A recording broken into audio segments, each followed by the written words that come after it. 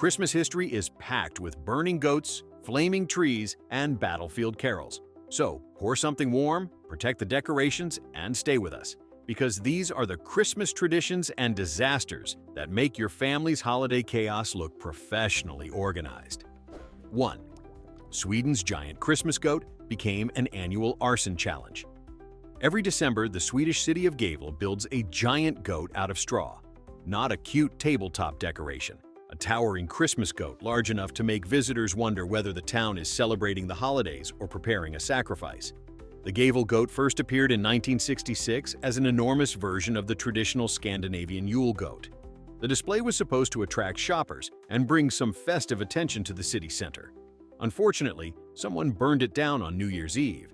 That should have ended the story. Instead, it accidentally created one of the strangest Christmas traditions in modern history. Over the following decades, vandals repeatedly tried to destroy the goat by setting it on fire, knocking it over, or attacking it in other creative ways. Officials responded with guards, cameras, fences, and fire-resistant treatments. The goat became less of a decoration and more of a seasonal military operation. Today, people around the world follow its survival online. Other cities ask whether their tree looks beautiful. Gävle asks whether its goat will remain standing until January. 2. Christmas trees were once decorated with actual fire. Before electric Christmas lights, families illuminated their trees with small burning candles. Yes, people brought a drying evergreen into the house, covered it with decorations, attached open flames to the branches, and then gathered the entire family around it. The practice can be traced back centuries in German-speaking Europe. The candles were beautiful and symbolized light during the darkest part of winter. They were also spectacularly dangerous. Candles had to be carefully balanced or clipped to branches, and families often kept water or sand nearby in case the evening suddenly became less silent night and more everybody out. By the 19th century, candle-lit Christmas trees had become fashionable in Europe and the United States. The risk remained obvious, especially when trees dried out. Electric lights finally offered a safer alternative. In 1882, Edward H. Johnson, an associate of Thomas Edison, displayed a Christmas tree decorated with electric bulbs. Electric lights were expensive at first, but eventually became widely available. So whenever one bulb stops working today, remember, the old version could burn down the living room. 3. Enemy soldiers celebrated Christmas together. During World War I on Christmas Eve in 1914, British and German soldiers faced each other from freezing trenches along parts of the Western Front. The war was only months old, but the promised quick victory had already become mud, exhaustion, and industrial-scale misery. Then German troops began singing Christmas carols. British soldiers answered with songs of their own. In several areas, men cautiously climbed out of their trenches and entered no man's land. Instead of shooting, they exchanged cigarettes, food, buttons, hats, and small gifts. Some helped bury soldiers who had been killed between the lines. There were also informal games with balls, although the famous image of one enormous organized soccer match is probably more legend than fact. The ceasefires were unofficial, local, and never covered the entire front. Fighting continued elsewhere, and senior commanders strongly discouraged this sudden outbreak of basic humanity. In many places, the war resumed shortly afterward. For a brief Christmas moment, ordinary soldiers ignored the machinery of war and treated their enemies like people. Then management arrived and ruined the holiday. 4. The Library of Congress burned on Christmas Eve. Christmas Eve is usually a quiet night for books. In 1851, however, the Library of Congress celebrated by turning roughly 35,000 of them into smoke. At the time, the library was housed inside the United States Capitol. Early on December 24th, a fire linked to a faulty chimney flue broke out in the main library room. The flames spread quickly through shelves packed with dry paper, wooden furniture, and decades of irreplaceable material. Firefighters struggled to control the blaze, and by the time it ended, about 2/3 of the library's entire collection was gone. The losses included nearly 2/3 of the books from Thomas Jefferson's personal library. Congress had purchased his 6,487-volume collection in 1815, after British troops burned the earlier library during the War of 1812. So the replacement collection, bought because of one fire, was largely destroyed by another fire. Nothing says Christmas Eve quite like watching the nation's memory disappear up a chimney. At least the disaster encouraged later rebuilding efforts that used more fire-resistant materials. 5. Wales has a Christmas horse skull that demands entry. In parts of Wales, Christmas visitors do not always arrive carrying cookies. Sometimes they arrive carrying a decorated horse's skull on a pole. The tradition is called Mari Lwyd, meaning gray mare. It became especially popular in South Wales during the 19th century, although the earliest known written account dates to 1798. A real horse's skull was traditionally decorated with ribbons, rosettes, and glass bottle eyes. Its lower jaw could be attached to a spring, allowing it to snap loudly while a person hidden beneath a long white cloth carried it from house to house. When the Mari Lwyd group reached a home or pub, they did not simply knock. They began a sung battle of improvised rhymes with the people inside. The household tried to refuse entry, while the visitors answered with increasingly clever verses. Eventually, the skull-headed Christmas horse was usually allowed inside, where it caused noise, frightened children, and received food and drink. Most holiday guests bring flowers. Wales created a singing skeletal horse that wins arguments for snacks. Honestly, that is much harder to refuse. 6. KFC convinced Japan that fried chicken belonged at Christmas. In Japan, Christmas dinner for many families does not mean turkey, ham, or a suspicious fruitcake that has survived 3 generations. It means Kentucky Fried Chicken. KFC opened in Japan in 1970, but fried chicken was not originally a national Christmas custom. The company helped create that connection through aggressive holiday marketing. According to KFC Japan's own history, the inspiration grew partly from a store manager dressing as Santa Claus and entertaining children at local schools. The idea proved popular, and in December 1974, the company launched its first major Christmas campaign. The slogan commonly associated with the promotion was essentially "Kentucky for Christmas." Over time, holiday chicken buckets became widely recognized as a festive meal. Families began ordering special Christmas packages, often weeks in advance, and stores became extremely busy around December 24th and 25th. It is one of marketing's greatest achievements. A company arrived in a country without a strong turkey tradition and quietly convinced millions of people that the birth of Christmas required 11 herbs and spices. Some traditions take centuries to develop. Others only need a successful advertising department and a cardboard bucket. 7. Catalan children beat a Christmas log until it produces gifts. Catalonia has a beloved Christmas character called Tio de Nadal, often nicknamed Cagatio, or the pooping log. And yes, the tradition becomes exactly as strange as that name suggests. The Tio is usually a small wooden log with a smiling face, 2 front legs, a red Catalan cap, and a blanket covering its body. Families bring it into the home during the Christmas season. Children feed it fruit, nuts, or other small treats and make sure it stays warm. This seems kind and reasonable until Christmas arrives. Then the children gather around the log, sing traditional songs, and hit it with sticks. After sufficient musical encouragement and light wooden violence, adults secretly place sweets and small presents beneath the blanket. The children lift the cover and discover that the log has produced gifts. Large presents normally come from other holiday figures. The Tio specializes in candy, nuts, and smaller surprises. So the arrangement is simple. Feed a smiling piece of wood for several weeks, strike it repeatedly, and collect dessert from behind it. Santa checks a list. Catalonia's log apparently responds better to rhythm and intimidation. 8. The Christmas flood of 1964 covered an area the size of France. Christmas 1964 brought no peaceful winter postcard to the western United States. Instead, a series of powerful storms produced one of the region's most destructive floods. Heavy rain and melting snow struck parts of California, Oregon, Washington, Idaho, and Nevada. The disaster became known as the Christmas flood of 1964, although the storm period continued beyond Christmas and into January.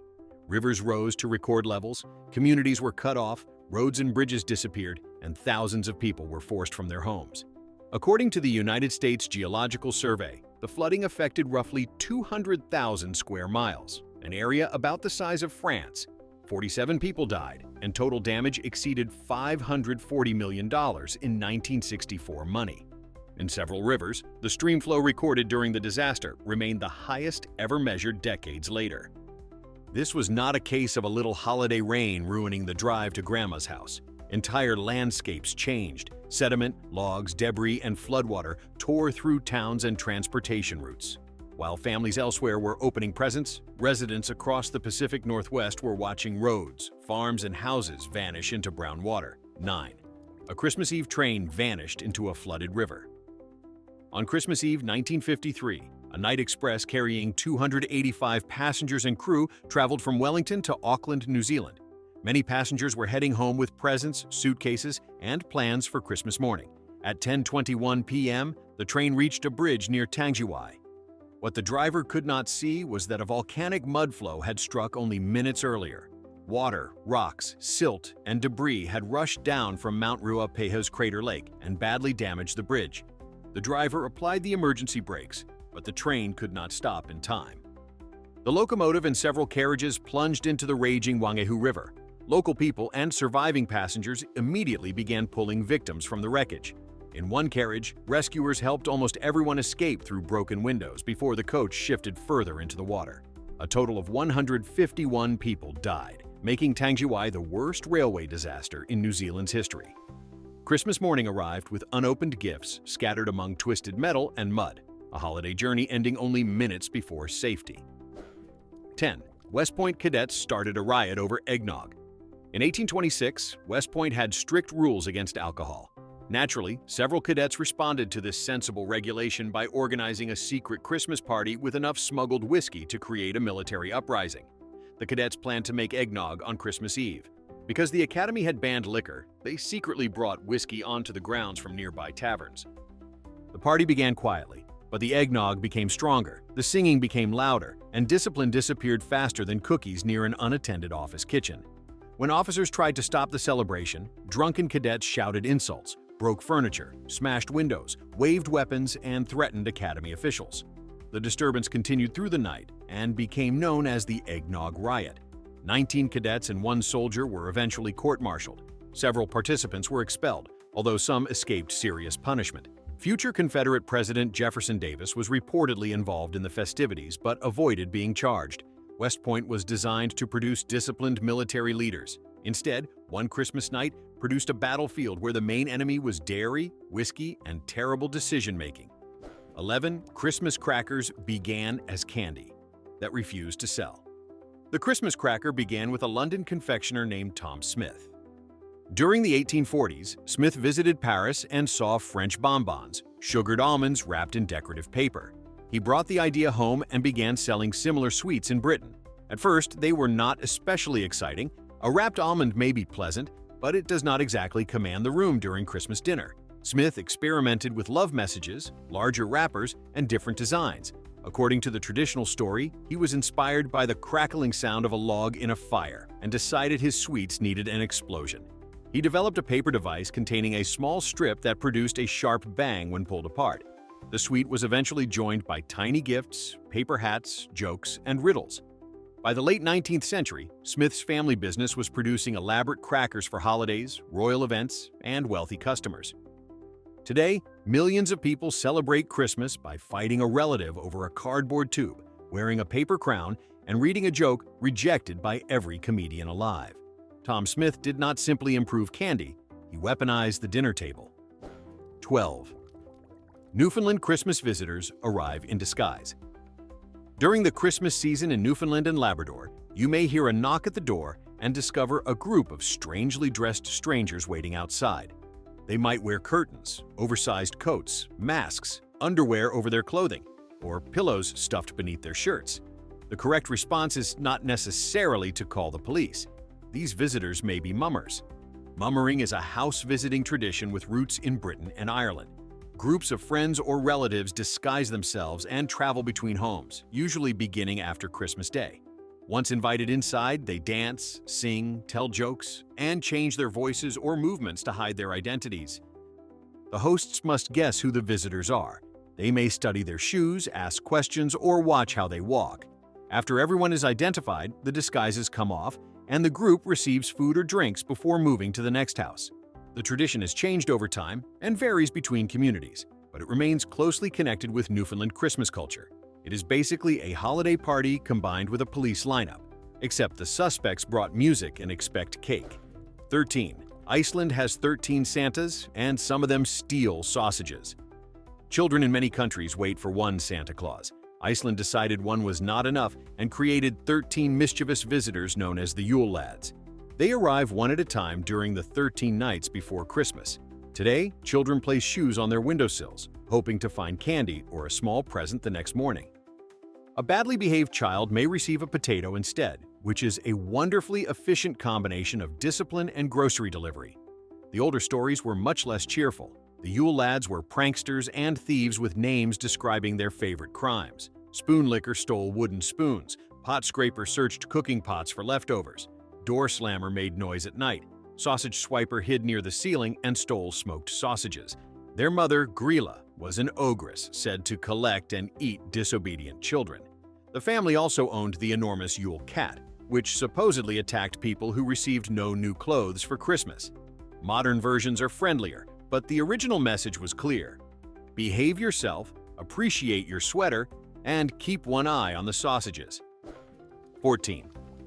Massachusetts once made Christmas celebration illegal. In 1659, the government of the Massachusetts Bay Colony decided that Christmas had become far too enjoyable. Public celebration of the holiday was declared illegal, and anyone caught feasting, avoiding work, or observing Christmas in another festive way could receive a fine of 5 shillings. The Puritans did not reject the religious story behind Christmas. Their problem was that the Bible did not provide a date for Christ's birth or instructions for celebrating it with special meals and public entertainment. They also associated traditional Christmas festivities with drinking, gambling, noisy crowds, and customs inherited from England. For years, December 25th was treated like a normal working day. Shops remained open, labor continued, and visible merriment could attract official attention. The law was repealed in 1681, but suspicion toward Christmas lasted much longer in parts of New England. Even after celebrations became legal, many schools and businesses continued operating on Christmas Day. Imagine receiving a government fine because you stopped working, ate a large dinner, and looked suspiciously cheerful. The original American Christmas tradition was apparently mandatory productivity with no pie. 15. Alpine Christmas parades feature a horned monster. In Alpine folklore, St. Nicholas does not always work alone. He is sometimes accompanied by Krampus, a horned creature covered in fur, carrying chains, bells, and bundles of birch branches. St. Nicholas rewards well-behaved children. Krampus handles the other department. The creature appears most famously around December 5th, known as Krampusnacht, the evening before the feast of St. Nicholas. Traditional stories describe Krampus frightening or punishing children who misbehaved. Some versions even claim he carried the worst offenders away in a basket, which makes losing screen time seem remarkably generous. Modern Krampus celebrations are especially visible in Austria, southern Germany, and nearby Alpine regions. During Krampus runs, performers wear carved masks, enormous horns, animal skins, and heavy bells while marching or charging through crowded streets. The costumes can be elaborate, expensive, and genuinely terrifying. The exact origins of Krampus remain debated, and many claims about ancient pre-Christian beginnings are difficult to prove. What is certain is that the character has appeared in Alpine Christmas traditions for centuries. Most holiday mascots offer toys or candy. Krampus offers children an annual performance review conducted by a screaming mountain demon. 16. The Christmas Eve Blaze that destroyed Vienna's Ring Theater. On the evening of December 8, 1881, Vienna's elegant Ring Theater was packed with people eager to enjoy a performance of the Tales of Hoffmann. Although it was not Christmas Day itself, the holiday season was in full swing, and the theater was filled with families looking forward to an evening of festive entertainment. Just before the curtain rose, disaster struck. A gas lamp used to ignite stage lighting malfunctioned, setting scenery ablaze behind the curtain. Within minutes, flames raced through the stage, feeding on painted backdrops, wooden scenery, and heavy curtains. Thick smoke poured into the auditorium, and panic spread faster than the fire. Many exits were poorly marked, and several doors opened inward, trapping desperate crowds trying to escape. More than 380 people lost their lives. The tragedy shocked Europe and permanently changed theater safety. Governments introduced stricter building codes, emergency lighting, outward opening exit doors, and improved fire regulations. Every illuminated exit sign you see in a modern theater owes something to lessons learned from this terrible holiday season disaster.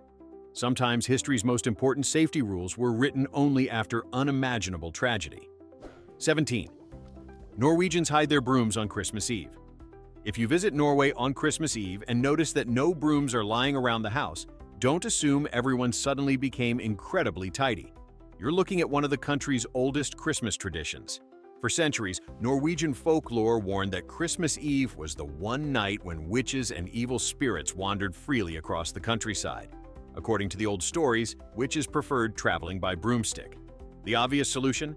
Hide every broom before nightfall so no supernatural visitor could borrow one for an evening flight. Families tucked brooms into closets, barns, attics, or anywhere they couldn't easily be found. Some people even hid mops and other cleaning tools just to be safe. While very few Norwegians literally expect witches to arrive today, the custom survives as a charming reminder of the country's folklore. It's one of those traditions that makes perfect sense if you already believe flying witches are conducting holiday transportation tests. Imagine explaining to your insurance company that your broom disappeared because an uninvited guest needed faster travel across the mountains. Thankfully, modern Christmas visitors usually arrive by car instead of magic. 18. The Halifax explosion turned Christmas into a citywide relief mission. In early December 1917, the Canadian city of Halifax was preparing for Christmas. Shops were decorating windows, families were buying gifts, and children were counting the days until the holiday. Then, on December 6th, everything changed. A French cargo ship loaded with explosives collided with another vessel in Halifax Harbor. About 20 minutes later, the cargo detonated in what remains one of the largest non-nuclear explosions in history. Nearly 2,000 people were killed, thousands more were injured, and entire neighborhoods were destroyed. The blast shattered windows miles away and left tens of thousands homeless just weeks before Christmas. Instead of holiday celebrations, the city faced one of the greatest humanitarian disasters in Canadian history. Relief trains, doctors, nurses, and volunteers poured into Halifax from across Canada and the northeastern United States. Boston, Massachusetts provided especially significant assistance, sending medical personnel and emergency supplies almost immediately. To this day, Halifax thanks Boston each Christmas by donating a large Christmas tree, a tradition born not from celebration, but from extraordinary kindness during unimaginable tragedy. 19. Germany once decorated Christmas trees. With real apples, long before shiny glass ornaments filled Christmas trees, many German families decorated theirs with something far simpler: real apples. The custom likely grew from medieval religious plays performed on December 24th, the feast day of Adam and Eve. These plays often featured a paradise tree, decorated with apples representing the forbidden fruit from the Garden of Eden. Over time, families began bringing evergreen trees into their homes and decorating them in similar ways. Apples were joined by nuts, cookies, wafers, candles, and handmade decorations. The result looked beautiful, although it also created a challenge. Imagine spending weeks staring at a tree covered in fresh fruit without taking a single bite. Children probably required remarkable self-control, while parents quietly counted how many apples mysteriously disappeared before Christmas morning. Eventually, German glassmakers, especially those in Lauscha during the 19th century, began producing colorful glass ornaments inspired by fruit and nuts. Those decorations spread throughout Europe and later America. Today's Christmas ornaments sparkle under electric lights, but they owe part of their history to ordinary apples hanging from evergreen branches centuries ago. Sometimes the world's most familiar traditions begin with whatever happened to be available in the kitchen. 20. The first Christmas cards started as a shortcut. In 1843, Sir Henry Cole found himself facing a very modern problem: too many holiday messages and not enough time. Cole was an English civil servant with a long list of friends, relatives, and professional contacts. Writing individual Christmas letters by hand would take forever. Instead, he asked artist John Callcott Horsley to design a printed card that could be sent to many people with only a handwritten signature added. The finished card showed a family celebrating together alongside scenes of charity. About 1,000 copies were printed and sold.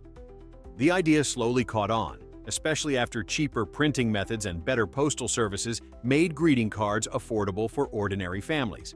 Some critics objected because the illustration included adults and children raising glasses during the celebration. Others simply loved having an easier way to stay in touch during the holidays. Today, billions of Christmas cards are exchanged around the world each year, all because one busy Victorian gentleman looked at his growing stack of correspondence and thought, there has to be a faster way. It may be one of history's earliest examples of working smarter instead of harder. 21. Washington crossed an ice-filled river on Christmas night. On the night of December 25, 1776, General George Washington made one of the boldest decisions of the American Revolutionary War. His army had suffered repeated defeats, morale was collapsing, and many enlistments would expire within days. If something dramatic didn't happen soon, the revolution itself might fail. Washington ordered his troops to cross the icy Delaware River during a fierce winter storm. Snow, freezing rain, and floating chunks of ice made the crossing incredibly dangerous. Soldiers struggled to keep their footing while hauling artillery across the river in darkness. Several hours behind schedule, they finally reached the New Jersey shore early on December 26th. The exhausted army marched through brutal weather toward Trenton, where Hessian troops were stationed. The surprise attack succeeded, capturing nearly 900 prisoners and giving the Continental Army a desperately needed victory. The famous painting of Washington standing heroically in the boat takes artistic liberties, but the achievement itself was extraordinary. While most people were recovering from Christmas dinner, Washington and his soldiers were risking their lives in freezing water to keep a revolution alive. It remains one of the most remarkable Christmas operations in American history. 22. The Christmas bird count became the world's longest-running wildlife survey. At the turn of the 20th century, many Americans celebrated Christmas with a tradition called the Christmas side hunt. Instead of exchanging gifts or watching football, groups competed to see who could shoot the largest number of birds and other wild animals.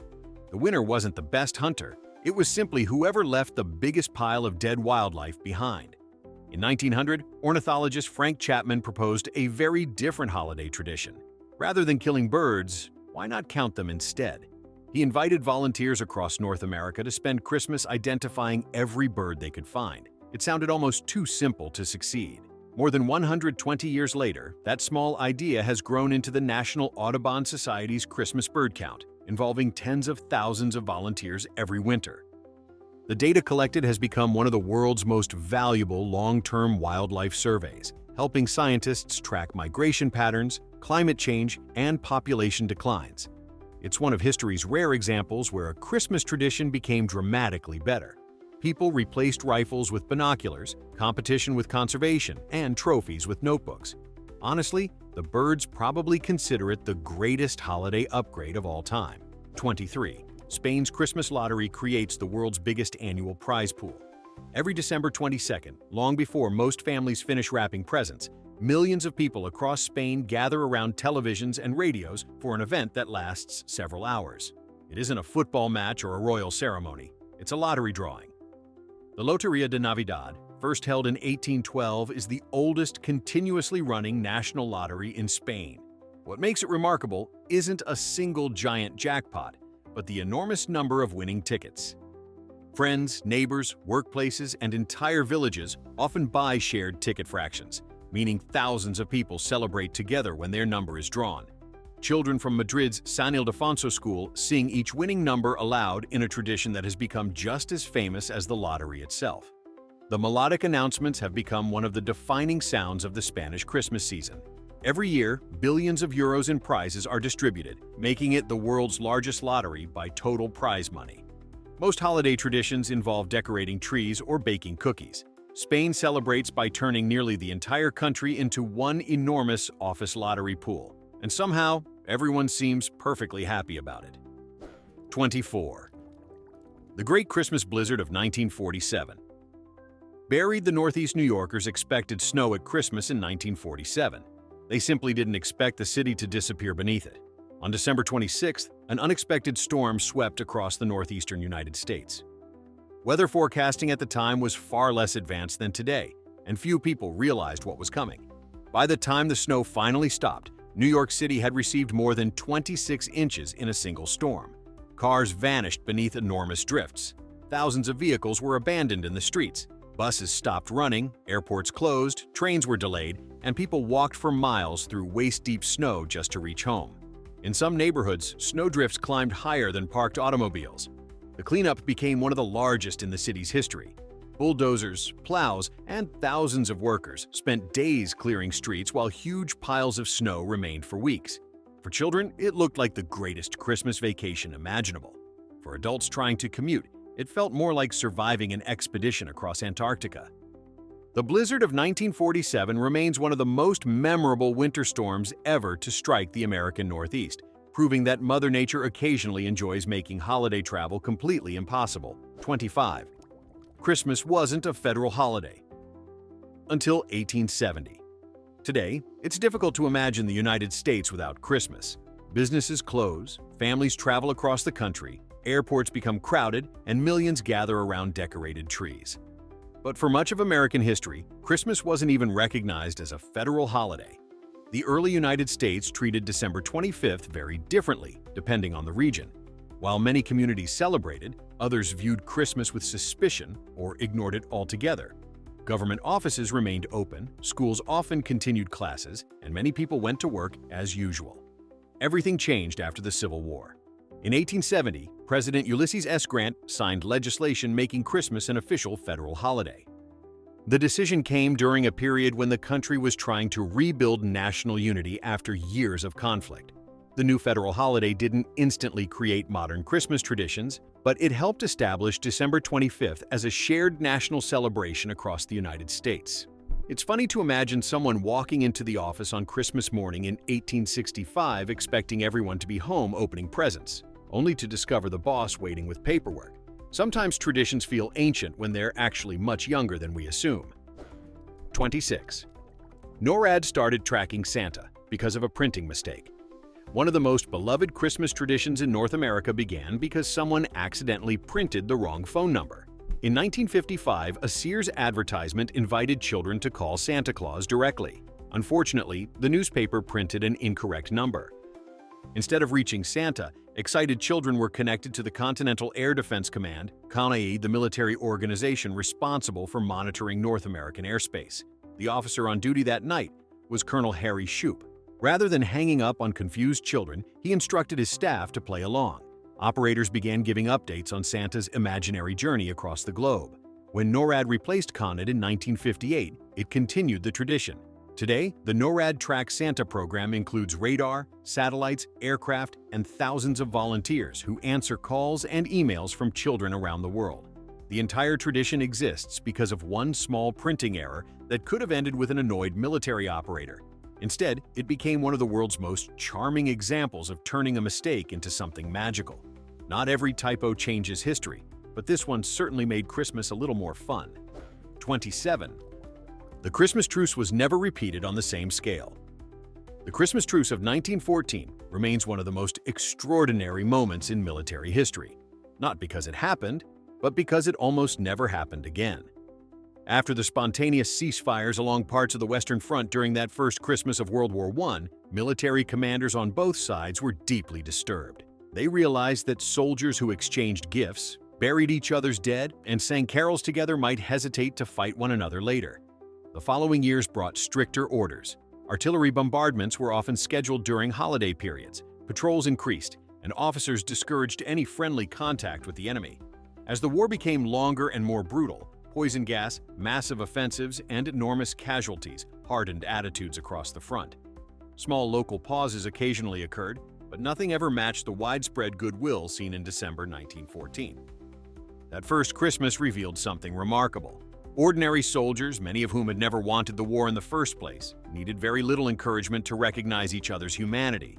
Sadly, history also showed how quickly that humanity could be buried beneath orders, politics, and years of violence. For one brief holiday, peace proved possible, even in one of history's darkest wars. Christmas has always been stranger than fiction. From burning goats and haunted folklore to frozen battlefields and unbelievable disasters, history proves the holidays have never been as quiet as the postcards suggest.